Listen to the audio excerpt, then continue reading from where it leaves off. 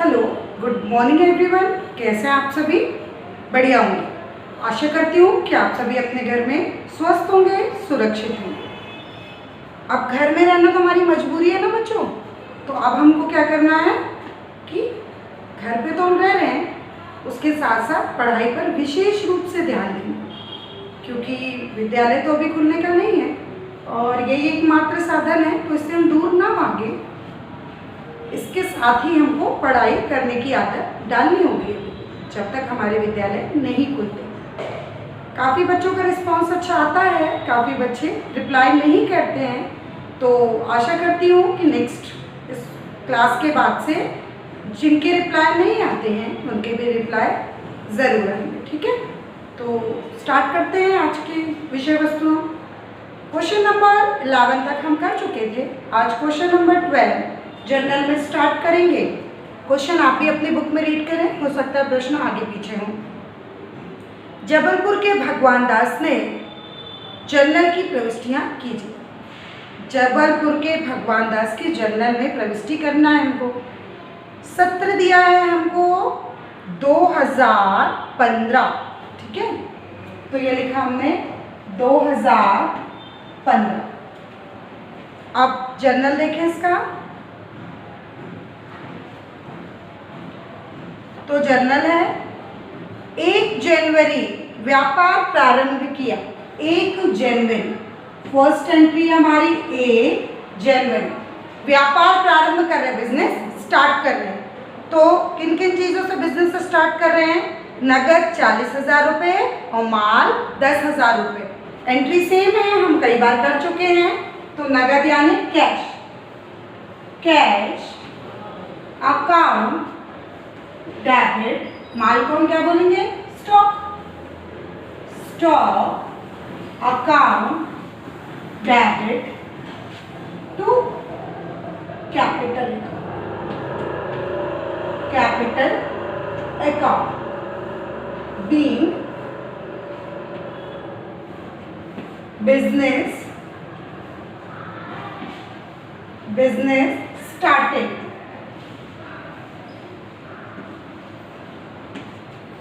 अब being business started, किन किन चीजों से हम बिजनेस स्टार्ट कर रहे हैं? कैश से और गुड्स से, यानी स्टॉक। ठीक है, और ये हमारे व्यवसाय की क्या है? कैपिटल है। तो 40,000 और 10,000, ये लिखा हमने 40,000, ये आया 10,000 और इन दोनों का योग कितना गया? 50,000 रुपये क्रेडिट, क्योंकि डेबिट इज इक्वल टू क्या होता है? क्रेडिट होता है। ठीक है, नेक्स्ट एंट्री देखेंगे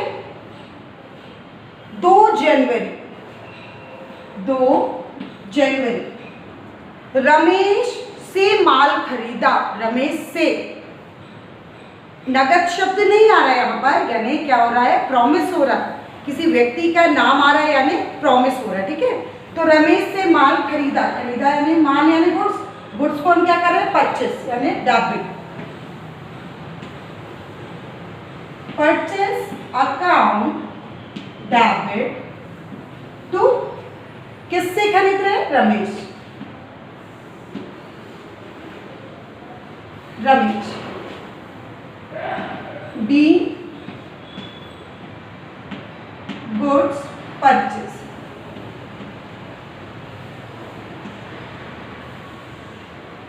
कितने का माल खरीद रहे हैं? 4,000 रुपये। अमाउंट के कॉलम में 4,000 रुपये। ठीक है, रमेश से यदि किसी व्यक्ति का नाम आता है, यानी प्रॉमिस हुआ है, नगद लेन देन नहीं हो रहा, माल आ रहा है पर कैश गई क्या? नहीं गई। उसके बदले में हमने अभी प्रॉमिस किया रमेश से कि हम आपको इसके बदले में कैश देंगे। ठीक है, तो इसलिए व्यक्ति का क्या है? नाम आया, और बाद में ही क्या करेगा? उसको कैश में परिवर्तित कर देंगे। फिर है 3 जनवरी। 3 जनवरी, ठीक है, 3 जनवरी बैंक में जमा किया 5,000 रुपये। अब बैंक में जमा कर रहे हैं, बैंक में जा रहा है, यानी बैंक कहाँ जाएगा? डेबिट। अब बैंक में हम क्या जमा करेंगे? घर का फर्नीचर नहीं, बैंक में हमारे पास से क्या जाएगी? कैश जा रही है। ठीक है, तो bank account debit bank account debit, bank में हम क्या जमा कर रहे हैं, टू कैश अकाउंट। बीइंग जमा करने को हम क्या बोलते हैं, बीइंग डिपॉजिट इनटू बैंक।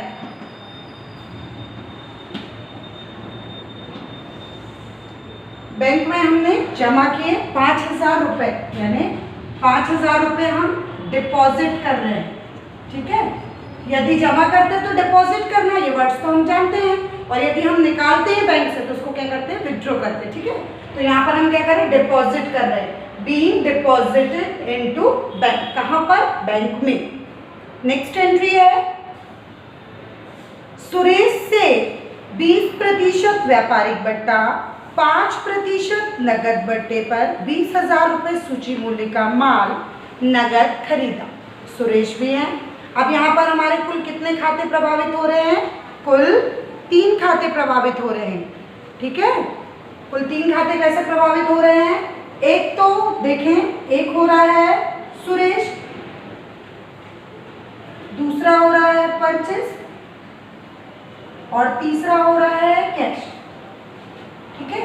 हमको तो जब जर्नल करनी है तो 2 ही खाते चाहिए, एक डेबिट और एक क्रेडिट, पर एक इसमें कौन हटेगा, जब बात नगद लेन देन की आती है, माल खरीदा और भुगतान नगद कर दिया, तो यहाँ पर व्यक्ति का नाम नहीं आएगा, चाहे विक्रय हो चाहे क्रय। ध्यान रखेंगे, जब बात नगद लेन देन की होती है, यहाँ पर बात उधार की थी इसलिए रमेश का नाम आया था, यहाँ पर बात नगद की हो रही है, कैश में लेन देन हो रहा है, तो यहाँ पर किसी भी प्रकार से सुरेश नहीं आएंगे, ठीक है। तो purchase account debit to cash, और कैश के साथ क्या आएगा, डिस्काउंट।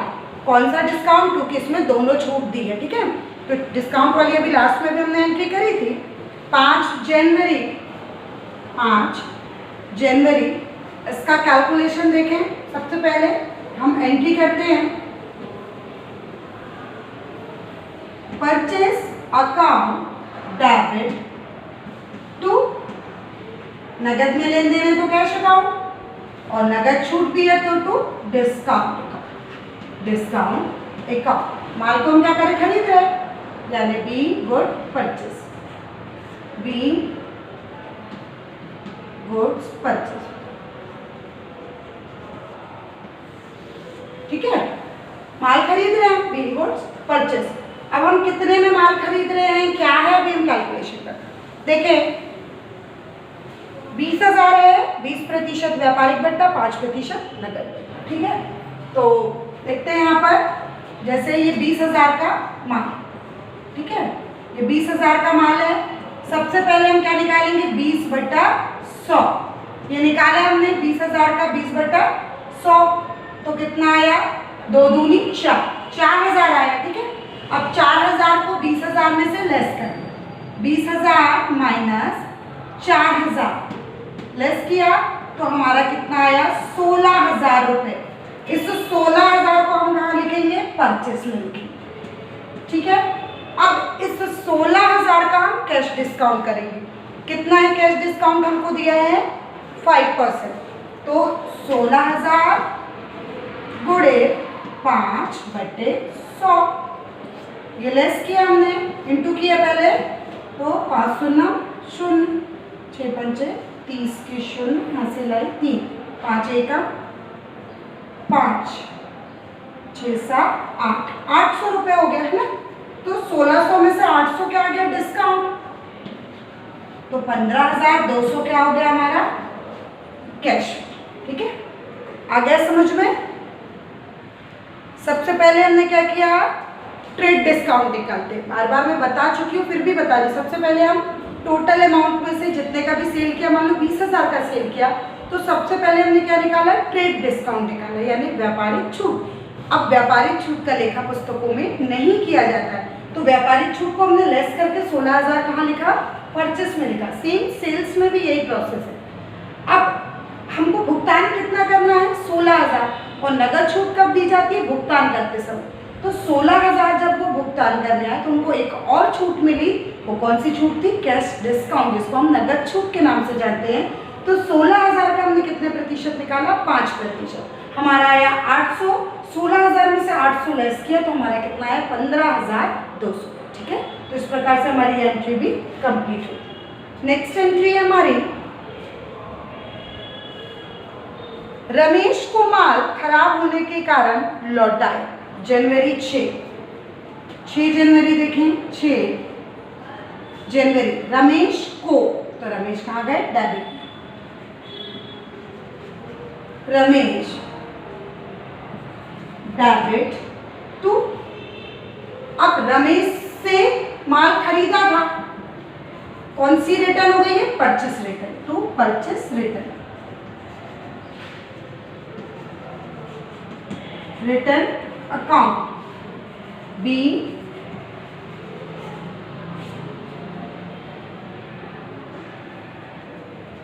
बीइंग आएगा, being purchase goods return of Ramesh, नहीं है ज़्यादा तो हम सीधे रिटर्न टू रमेश, तो बीइंग हम लिख सकते हैं गुड्स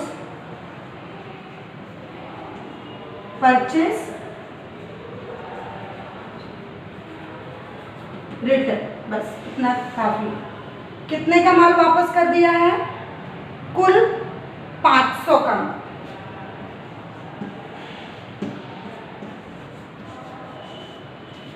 4,000 का माल खरीदा था जिसमें 500 का माल किसी कारणवश रमेश को वापस कर दिया गया। ठीक है, तो रमेश से खरीदा था, अब रमेश को जाएगा तो Ramesh debit to purchase return, amount कितना है 500 रुपये, 500। नरेशन क्या लिखेंगे, बीइंग गुड्स परचेस रिटर्न, इतना पर्याप्त है।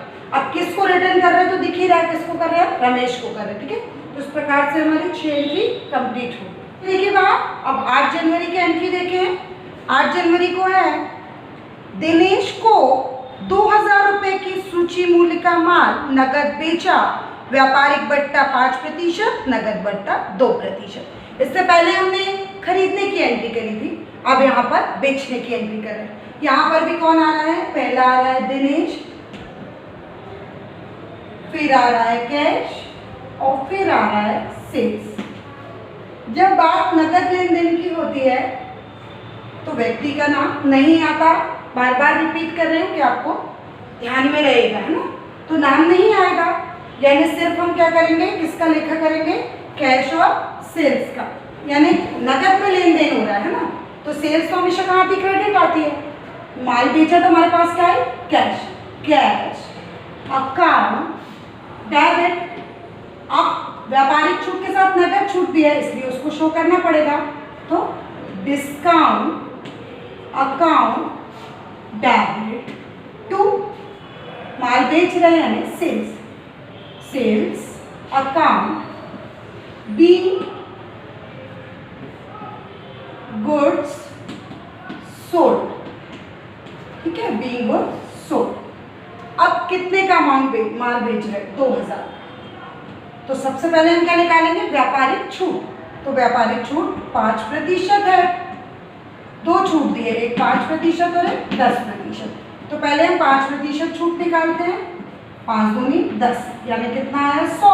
अब इसी 2,000 में से 2,000 माइनस, यदि हम 100 करते तो कितना आता है 19, ठीक है, 19 आया, 1900, तो इस 1900 को हमने क्या में लिख दिया, क्रेडिट में सेल्स। ठीक है, अब वो कितना भुगतान करना है, कितने का माल बेचा हमने, 1900 का। अब उस पर किस प्रकार की छूट दे रहे हैं, नगद छूट। एक और छूट निकालेंगे हम, तो 1900 पर निकलेगी, 1900 गुणे 2/100, ये निकला 19 दूनी 38 रुपये आ गया। ठीक है, तो ये 38 हमारा क्या आ गया, डिस्काउंट आ गया। ठीक है, ये 38 रुपये हमारा क्या आ गया, डिस्काउंट आ गया, और 1,862 रुपये हमारा क्या आ गया, कुल कैश आ गया। यानी सबसे पहले 2000 का हमने कितने प्रतिशत निकाला, 5%, उसको लेस किया, सेल्स में लिखा, उसका फिर हमने निकाला कैश डिस्काउंट 38 रुपये आया, वो डिस्काउंट में शो हुआ और 1900 में से 38 लेस किया तो 1862 रुपये हमारे कैश में आए। ठीक है, तो इस प्रकार से हमारे डिस्काउंट आप देख रहे होंगे, एंट्री सेम है परचेस और सेल्स की, बस कैलकुलेशन सेम है, एंट्री आगे पीछे होगी है ना। नेक्स्ट है हमारी 10 जनवरी। 10 जनवरी निजी प्रयोग हेतु माल निकाल, निजी प्रयोग हेतु माल निकाल रहे हैं, तो कितने का माल निकाल रहे हैं? 200 रुपये का। ठीक है, निजी प्रयोग यानी जब व्यापार का स्वामी अपने निजी प्रयोग के लिए व्यापार से कैश या माल निकालता है तो उसको हम क्या कहते हैं? आहरण कहते हैं। ठीक है, आहरण यानी ड्रॉइंग, और ड्रॉइंग हमेशा कहाँ आती है? डेबिट में आती है। ड्रॉइंग अकाउंट डेबिट टू, अब यहाँ पर क्या निकाल रहे हैं? माल, माल यानी गुड्स, तो गुड्स तो हम लिखेंगे नहीं, उसकी जगह पे हम क्या यूज करते हैं? Purchase, purchase account. ठीक है, कितने का माल निकाल रहे हैं? 200 रुपये का। ये 200 रुपये से डेबिट और 200 रुपये से क्रेडिट। नरेशन लिखेंगे बी विथड्रॉ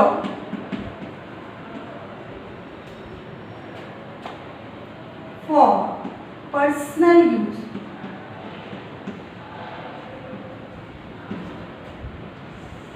पर्सनल यूज है, विथड्रॉ कर रहे, निकाल रहे, किस लिए निकाल रहे?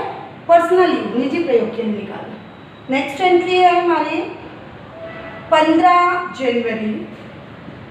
15 जनवरी, ठीक है, 15 जनवरी की एंट्री है, राम प्रसाद से माल का ऑर्डर प्राप्त हुआ। ठीक है, राम प्रसाद से माल का ऑर्डर प्राप्त हुआ, दिनांक 15 जनवरी का लेखा पुस्तकों में नहीं किया जाएगा। क्यों नहीं किया जाएगा? क्योंकि एक आदेश मात्र है। आपको लास्ट वीडियो में भी बताया था, ऑर्डर और अप्रूवल की एंट्री नहीं की जाती, क्योंकि आदेश मात्र किसी भी प्रकार का कोई व्यवहार नहीं होता है, इसलिए पुस्तकों में उसका लेखा नहीं होता। तो आप क्वेश्चन के बाद एक नोट डाल दीजिएगा कि तारीख 15 का लेखा नहीं किया जाएगा क्योंकि एक आदेश मात्र है। ठीक है, और फिर उसके बाद आगे बढ़ते हैं हम। 15 के बाद हम करेंगे 20 जनवरी का लेखा। 20 जनवरी, 20 जनवरी को क्या हुआ है? रोकड़िया ने चुराया। अब रोकड़िया ने क्या चुराया?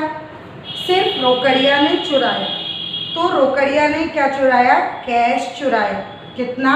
700 रुपये का। तो loss by thief, account debit to, क्या नुकसान हो गया? हमारे पास से क्या चला गया? कैश चला गया। Loss by thief account debit to cash account. Be, हम खर्च का नाम, ये लॉस का नाम लिख सकते हैं, बी लॉस बाय थीफ।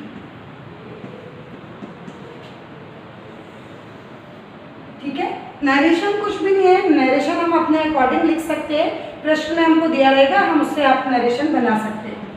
700 रुपये। नेक्स्ट है हमारा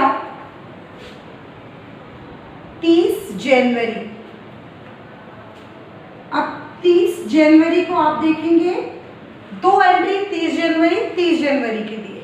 ठीक है, तो वेतन भी दिया और किराया भी दिया। जब एक ही डेट को दो डेबिट और उसकी क्रेडिट एक हो तो हम एंट्री को क्या करते हैं? कंबाइन कर सकते हैं। हमने मिश्रित प्रविष्टि पढ़ी थी, जिसको हम हिंदी में क्या बोलेंगे? मिश्रित प्रविष्टि। कई डेबिट की एक क्रेडिट, कई क्रेडिट की एक डेबिट, ये क्या कहलाती है? मिश्रित प्रविष्टि, जिसको हम कंबाइंड एंट्री भी बोलते हैं। तो यानी हमने वेतन दिया, सैलरी दी, रेंट दिया, है ना, जितने भी खर्च कर रहे हैं यदि, तो सब डेबिट में आ रहे हैं, उसकी क्रेडिट, यानी हमारे पास से क्या जा रही है? सिर्फ कैश। तो हम दोनों एंट्री को क्या करेंगे? 30 जनवरी की दो एंट्री है, हम उसको कंबाइन करके भी लिख सकते हैं, और अगर आप चाहें तो उसको अलग भी करके लिख सकते हैं। अलग करना तो आपको आता है, कंबाइन करके मैं और बता दे रही हूँ। ठीक है, तो 30 जनवरी के हमारे पास कितनी एंट्री है? कुल 2 है, सैलरी भी है और रेंट भी है। तो हम ऐसा लिख सकते हैं, salary account debit, rent account debit, दोनों के रूप में हमारे पास से क्या जा रही है तो कैश अकाउंट, ठीक है। Salary account debit to cash account, यहाँ पर भी कैश क्रेडिट में आ रही है। Rent account debit to cash account, यहाँ पर भी कैश कहाँ पर आ रही है, क्रेडिट में आ रही है। बी, अब दो एक्सपेंसेस एक साथ हम क्या लिख सकते हैं, पेड एक्सपेंसेस। अब अलग अलग नाम ना लिखकर हमने क्या कर दिया, बीइंग पेड एक्सपेंसेस, अमाउंट इनका क्या कर देंगे हम, कंबाइन लिख देंगे, 200 और 100 रुपये। ये आ गया डेबिट में 200 और ये 100, और इनका योग कितना हो गया कुल 300, ठीक है। क्वेश्चन कंप्लीट हो गया। अब हम सिंगल लाइन खींच के इसका योग लगाएंगे, तो योग लगाने पर हमारा आएगा 78,600, 78,600, ठीक है। आप इसका मैंने रफ कर दिया है तो अमाउंट सामने नहीं दिख रहे हैं। आप इसका क्या करेंगे, स्टार्टिंग से डेट बाई डेट पूरा टोटल लगाएंगे, तो आप देखेंगे आपका टोटल आएगा 78,600 debit is equal to 78,600 credit, ठीक है। और उसको डबल लाइन से क्या कर देंगे, क्लोज कर देंगे। तो इस प्रकार से हमारा क्वेश्चन नंबर 12 भी खत्म होता है। काफ़ी बड़ा क्वेश्चन था और काफ़ी एंट्रीज इसमें इंक्लूड हुई हैं, तो आई थिंक आपको समझ में आ गया होगा, ठीक है। Thank you.